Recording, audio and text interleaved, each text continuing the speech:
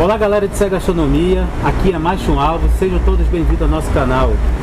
E na entrevista de hoje vamos entrevistar o grande chefe Alexandre Paredes Rigon, ou popularmente chefe Rigon. É assim mesmo, chefe? O pessoal me chama assim, Rigon, a maior parte me chama de Rigon. É um nome forte, né, chefe? E eu pesquisando, o seu nome tem até homenagem pela prefeitura? Prefeitura de Porto Alegre. É mesmo? De Porto Alegre e de Jaguari, no Rio Grande do Sul. Uma homenagem ao meu pai, né? Meu pai era um grande homem. Em homenagem a ele, um grande empresário, um grande pai, pai de família, né? E muito justo, não por ser meu pai, mas muito justa a homenagem que foi feita para ele. Nossa, ele tem uma rua em homenagem a ele lá em Porto Alegre. Chefe, como começou a sua vida na gastronomia? 25 anos atrás, aproximadamente. Eu trabalhava com meu pai, e ele, advogado, profissional da área de imobiliária. E eu vi que não era para... Eu não tinha interesse em dar continuidade naquilo lá. Eu gostava mais da questão mais artista, mais artesão mesmo, né? Você ainda estava descobrindo ainda? Sim. Eu estava com 20 anos na época, né? E procurando algo para mim. Eu não queria... Eu estava fazendo a faculdade de Direito já, mas eu não sentia que aquilo era para mim. Você chegou a se formar? Não. Direito não. Parei quando ia começar o segundo semestre. Naquela época uma decisão muito difícil, né? Muito. Meu pai praticamente me deserdou. Mas pelo meu bem. Ele não queria, sim, na visão dele, ele achava que era o caminho correto. Coisa mais tradicional. E também naquela época, inclusive, eu optei pela cozinha. Falei com ele. E na época não era uma coisa como hoje, né? A gastronomia não tinha essa visão que se tem hoje de gastronomia, não se tinha esse glamour todo.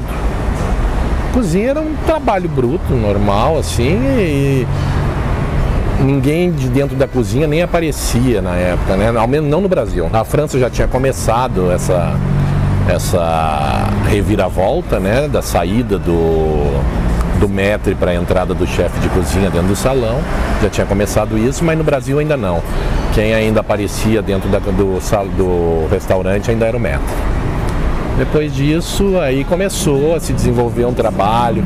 Grandes chefes começaram a trabalhar no Brasil, Laurent Sudô, Manuel Bassoley, um pessoal, Jorge Monte, esse pessoal todo começou a desenvolver a gastronomia no Brasil. Mas assim, mas como você começou já que você trabalhava com seu pai, mas em que momento você sentia que a cozinha era o seu lugar?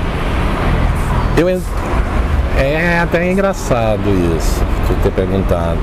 Na realidade eu gostava muito de cozinhar, reunir os amigos, amigas, fazer algum jantar, alguma coisa assim. Reunia, acho que quase todo mundo faz isso, né? E despertou esse gosto.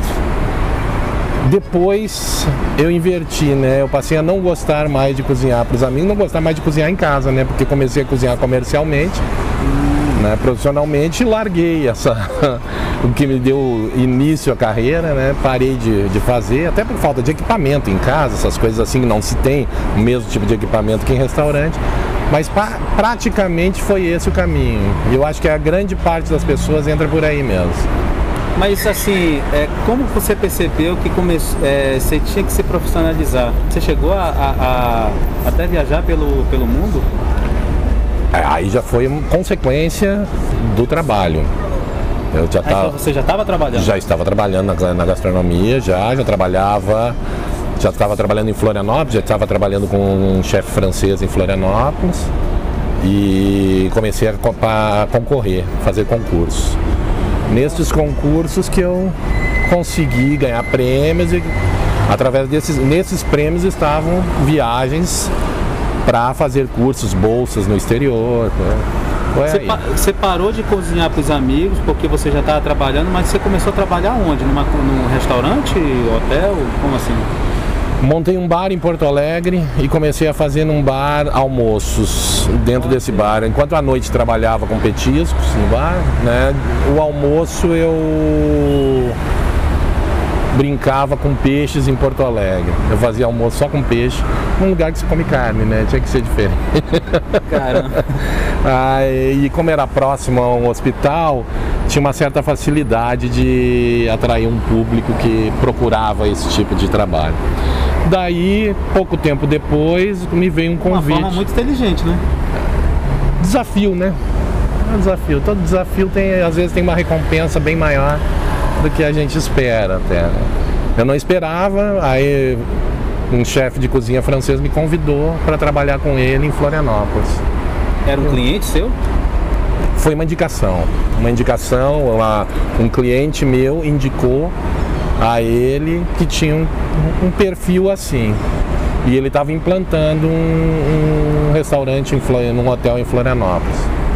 Foi aí que eu consegui trabalhar com ele. Aí você foi participando de concursos? Concursos de cozinha da Nestlé Toque d'Or, que hoje é o Shira, né? Bocuse d'Or, que era a semifinal brasileira que encaminha para a final, né? Que é o Bocuse d'Or. Eu participei no ano 99 e 2000, fui 2 vezes semifinalista, fui finalista da FISPAL, e na FISPAL eu fui vencedor. Venci 2 Fenas Ostra em Santa Catarina, que era o melhor prêmio que tinha em cozinha. Depois fizeram uma Fena Ostra junto com a WOX, que juntou todos os campeões do Brasil, e esse ia dar um prêmio no Adriá, no Ferran Adriá na época. Eu tirei 2º lugar. Juntou todos os campeões do Brasil, eu fui o vencedor e eu concorri com os concorrentes da América Latina.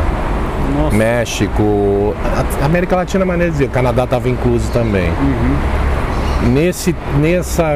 Eu tirei 2º lugar, e aí eu fui também, ganhei outro prêmio na França para ir fazer um estudo junto ao Liceu de Saint-Quentin-Yvelines. O senhor teve a oportunidade de servir o Exército Brasileiro? Tive. Primeira companhia de guardas de Porto Alegre. Porto Alegre. Mas como foi isso? Hoje, juntando com a... Fala um pouquinho da oportunidade que você teve no Exército. Na época, no Exército Brasileiro, tu não escapava assim como é hoje. Hoje está mais fácil. Na época era bem mais difícil, né? Ainda mais alguém com a minha altura, né? Tanto que eu peguei companhia de guarda, né? Companhia de guarda eles selecionam já pela altura. Companhia de guardas em Porto Alegre, ela é a guarda presidencial. Se o presidente vai para lá, ela faz o perímetro interno e controle de distúrbios civis, coisas assim. Mas na época era a época da ditadura ainda, né? E o presidente nunca foi para o Rio Grande do Sul enquanto eu servi. Então praticamente foi uma passagem de estudo. Estudei bastante naquela época, de aprendizado assim sobre hierarquia, essas coisas todas, né? Que tinha com meu pai, mas com os outros ainda não tinha, né? Eu era o 2º na hierarquia da empresa, então era muito fácil ser chefe desde pequeno. No Exército ele me encaminhou, né? Me botou num caminho, eu tenho que aprender também a me portar, a pisar em ovos em relação aos outros também, não só. Verdade. Mas na gastronomia, com o Exército, foi um casamento legal durante a sua carreira? Não, porque apesar da comida da companhia de guarda não ter sido ruim, não era ruim, mas não tinha nada a ver com gastronomia, não. A junção com Exército e gastronomia, você pegou a filosofia militar dentro da gastronomia? Peguei. Acho que tem muito a ver uma coisa com a outra. Acho que até comento com alguns amigos meus militares, né, que eu acho que o último bastião do militarismo no mundo está dentro da gastronomia. Sim. Né? Acho que se segue mais hierarquia, se segue mais esse tipo de postura, né, na gastronomia do que no próprio Exército hoje em dia. Não falo só do Exército brasileiro, falo de Exército no mundo todo. Né? Eu trabalhei com um chefe de cozinha francês, né, que ele cuidava até do sapato do pessoal da cozinha, não estou falando do garçom. Ele, antes do pessoal começar a trabalhar, ele verificava inclusive os sapatos, se estavam polidos, se não estavam, para trabalhar na cozinha. Não, senão não entrava na cozinha dele. Né? Isso a gente coloca como militar, né? Porque espera-se do militar esse tipo de coisa, mas eu acho que não é tanto talvez não seja tanto militarismo isso. Eu acho que é uma questão de ordem, de conduta. Você né? conseguiu filtrar isso na gastronomia? Sim, hoje eu trabalho, né? Todo o meu trabalho eu sempre uso calça social, sempre uso sapato polido, eu não trabalho sem sapato. É estranho isso, apesar de não gostar de cortar o cabelo como um militar, mas o resto... Um pouco de vaidade, né? O resto eu acho que... Né, e a postura hierárquica também, eu sigo muito e solicito muito que sigam. Né? Não sou muito... como é que eu vou te dizer? Doutrina.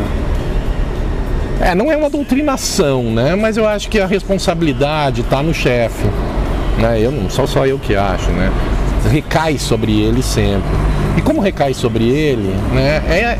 É interessante que se deixe para ele optar, né? Como vai recair essa responsabilidade. Verdade. Chefe, você gosta de fazer facas? Esse é um dos meus hobbies. Sério? Sério.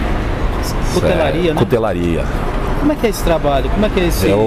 Enquanto fazem 6 anos, eu fiz um curso de cutelaria no Departamento de Artes Visuais da UNB. É um curso de extensão da UNB. Né?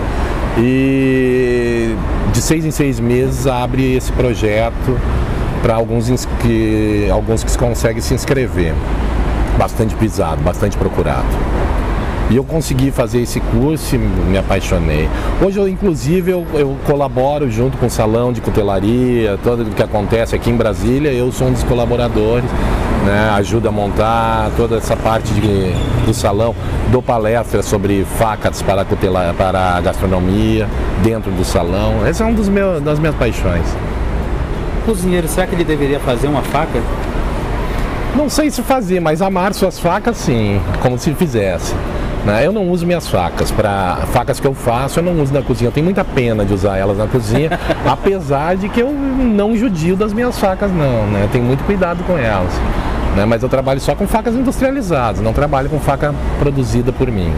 Pepe, na sua viagem à França, você conheceu o grande mestre chefe Paul Bocuse? Não só conheci, trabalhei com ele. Sério? Outro pouco. Trabalhei com ele. Ele era esse do sapato, que não permitia. Sério? Ele é o do sapato, que não permitia entrar com sapato sem ter engraxado. Falecido agora há pouco tempo, né? Chega a me arrepiar aqui de falar dele. Apesar de não ter uma convivência, não ser uma coisa muito chegada, mas ele foi marcante na minha vida. Foi uma experiência. Jurava de pé junto desde que fiz meu primeiro curso de cozinha. Foi meu primeiro livro de cozinha. Primeiro. Na época o único que tinha no Brasil que saía da cozinha doméstica. Né? Não existia essa quantidade de livros grandes que tem hoje. Não existia nem importação de livros portugueses. Era muito difícil de tu encontrar um livro. E apareceu no Brasil a Cozinha de Mercado de Paul Bocuse. Foi meu primeiro livro de cozinha, eu jurei de pé junto que eu ia descascar batata para esse cara. Não só batata, né? Foi um pouquinho além, Mas eu queria, de qualquer forma eu tinha que estar lá. Foi prazeroso? Muito, assim, prazeroso e me emociona até hoje. Chefe, você teve a oportunidade de, na gastronomia, começar de baixo e chegar até o alto cargo, né? Cargo executivo, como gerência de A e B ou operacional. No seu caso foi A e B, né? Foi A e B. O que você carrega isso de aprendizado? Dizer que eu comecei de baixo. O curso antigamente ele exigia durante 2 meses que tu ficasse lavando louça. Durante 2 meses do curso, né, nas rotações, ali em cada estágio que tu passava uma boa parte lavando louça. Depois disso eu já me formei cozinheiro e existia uma grande necessidade no mercado. Muita gente diz que eu comecei de baixo. Na realidade, profissionalmente eu já comecei como cozinheiro, né? Mas muita gente fala isso porque me viu lavando louça. Eu não me importo de lavar louça. Se a pessoa está apertada, e eu aprendi, grandes pessoas hoje, já vi fazendo isso também, né? O pessoal está envolvido com um trabalho, começa a sobrecarregar, vai lá e ajuda de alguma forma. Se for lavando louça não tem problema, desde que ajude. Mas não faz diferença dentro de uma cozinha o que tu faz, desde que ajude, né? A cozinha sempre tem trabalho, 24 horas por dia tu tem trabalho. Algum projeto em vista, chefe? Atualmente eu tenho um projeto de voltar um dia para montar desenvolver um trabalho que eu tenho já montado na realidade no sul. Diz que o coração do homem está muito ligado à terra. Eu não posso ser diferente disso, né? Apesar de eu amar Brasília do jeito que me encantei por essa cidade, acho que mesmo que eu volte para lá para desenvolver esse projeto, eu volto para morar aqui. Já tem muitos anos em Brasília? 12 anos. 12 anos. Morar, eu acho que eu volto para morar aqui. Mas eu tenho um projeto já encaminhado para isso e uma hora eu pretendo revelar, não vou deixar em aberto essa. Que bom. Qualquer novidade chama na hora, o Estranha Gastronomia. Vai ser o primeiro. Você desenvolve um trabalho social em andamento? Eu desenvolvo um trabalho dentro do CTG, do Centro de Tradições Gaúchas, né? Eu sou presidente do Conselho Deliberativo. Isso é voluntário, né? Não existe dentro de Centro de Tradições Gaúchas pessoas que possam receber uma remuneração pelo seu trabalho. Todo mundo que trabalha em CTG é voluntário, né? Dos cargos executivos e deliberativos e fiscais. Então é um trabalho voluntário, é um trabalho social, porque todo CTG tem um fim social de carregar a cultura gaúcha, né, para todos que tenham interesse em ou conhecer ou se agregar a ela. A cultura gaúcha não é uma coisa, como muitos pensam, aquela coisa de xenofóbica, que tu tem que nascer no Rio Grande do Sul para ser gaúcho, tu tem que... Não, né? Ser gaúcho é um estilo, é uma maneira de se portar, uma maneira de se comportar. Filosofia? Uma filosofia de vida? Não chegaria tanto, não tanto. Mas quase isso, uma maneira de viver, né? Hoje está muito mais fácil entender esse modo de vida através dos argentinos, porque o pessoal passa mais essa imagem, né? Aquele argentino vivendo no campo, aquela coisa, né? Aquela vida mais livre, né? E que não é só do gaúcho aquilo ali é de todo aquele que quer seguir isso e dar continuidade. Gaúcho, chefe, o que significa? Até hoje ninguém sabe direito, mas é pejorativo. Ela era pejorativa. Sempre o primeiro. Aí eu vou levar isso aí até o. Vai? O primeiro caso de uso de palavra gaúcha foi pelos portugueses. Os portugueses utilizaram pela primeira vez para identificar aqueles nascidos ou habitantes, né, bandidos que moravam naquela região do Uruguai, principalmente Uruguai e Rio Grande do Sul. A Argentina não era tanto isso. A Argentina era uma identidade um pouquinho diferenciada, muito mais Uruguai e Rio Grande do Sul. Eram bandidos mesmo, eram... Da Revolução? Não, antes. Bem antes, né? Antes, pouco antes, não tão antes. Mas assim, era uma mistura de brancos, índios e negros que moravam lá, que não se sujeitavam a nenhum tipo de ordem, coisa assim. Eram provenientes, a maior parte pegou do próprio índio charrua, que não tinha chefe, só tinha chefe em época de guerra, né?